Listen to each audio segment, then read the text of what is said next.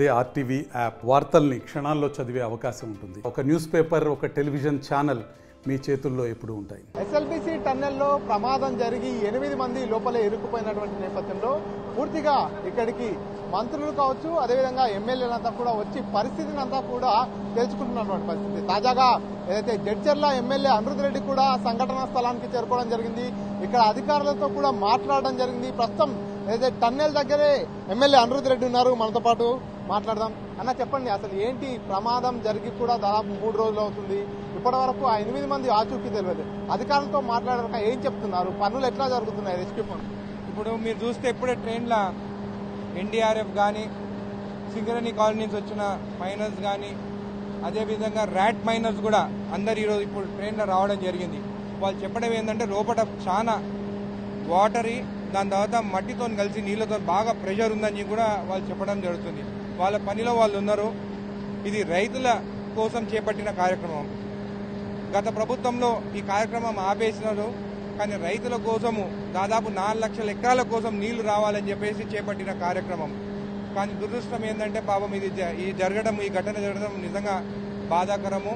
రేపు కూడా చాలా మంది నేవీ నుంచి కానీ, దాని తర్వాత వేరే ఫోర్స్ కూడా ఇక్కడికి రావడం జరుగుతుంది. ఖచ్చితంగా వాళ్ళు 8 మంది లోపల చిక్కుకొని ఉన్నారు. దాదాపు ఈ రోజుకి 4వ రోజు అయిపోతుంది. దేవుని ఆశీస్సులు ఉండాలి, ఆ దేవుని కోరుకుంటున్నాము, వాళ్ళకి ఏది కావద్దని చెప్పి నేను అధికారులతో మాట్లాడారు కదా, అధికారులు ఏం చెప్తున్నారు? లోపల ఉన్న సిచ్యువేషన్ కానీ ఈ రెస్క్యూకు ఇంకా ఎంత టైం పట్టేటటువంటి అవకాశం ఉంటుంది? రెస్క్యూకి ఎంత టైం అనేది నేనైతే ఏం చెప్పలేను ఇప్పుడు. కానీ వాళ్ళు చెప్పడం ఏంటంటే లోపల ప్రెషర్, వాటర్ ప్రెషరు, దాంతో మట్టితోని కలిసి బురద నీళ్లు బాగా చాలా జామ్ అయి ఉన్నది అక్కడ లోపల. కాబట్టి ఇక్కడ నుంచి దాదాపు 13 కిలోమీటర్లు ట్రైన్లో పోయేదానికే వాళ్ళకి అక్కడ రీచ్ అయ్యేదానికే దాదాపు ఈ ట్రైన్లో వాళ్ళకి 50 నిమిషాలు టైం పడుతుంది. ఇది చాలా ప్రమాదకరమైన విషయం ఇది.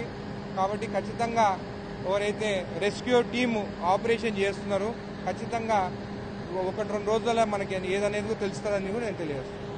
ఇది పూర్తిగా లోపల చూడడం జరిగింది. ఆ తర్వాత ఆ అధికారులతో కూడా మాట్లాడిన తర్వాత పూర్తిగా లోపలంతా కూడా మట్టి, నీరు అంతా కూడా వచ్చి చేరిన నేపథ్యంలోనే రెస్క్యూ పనులకు ఆటంకం కలుగుతుంది. వీళ్ళైనంత తొందరగా రెస్క్యూ చేయాలంటూ కూడా అధికారులు ప్రయత్నాలు చేస్తున్నారంటూ కూడా ఎమ్మెల్యే అనిరుద్ రెడ్డి చెప్పుకొస్తున్నారు. ఈ నేపథ్యంలోనే పూర్తిగా లోపల ఉన్న వారికి కూడా ఎలాంటి ప్రమాదం జరగకుండా ఉండేలా చర్యలు తీసుకున్నామంటూ కూడా ఎవరైతే ఎమ్మెల్యే అనిరుద్ రెడ్డి చెప్పుకొస్తున్నటువంటి పరిస్థితి. కెమెరా నర్సింగరెడ్డితో మణికంఠ, ఆర్టీవీ, ఎస్ఎల్బీసీ టన్నెల్ నుంచి. మరిన్ని వీడియోస్ కోసం ఛానల్ ని సబ్స్క్రైబ్ చేయండి. లేటెస్ట్ అప్డేట్స్ కోసం వాట్సాప్ ఛానల్ ని ఫాలో అవ్వండి. ఆ లింక్ డిస్క్రిప్షన్ లో ఉంది.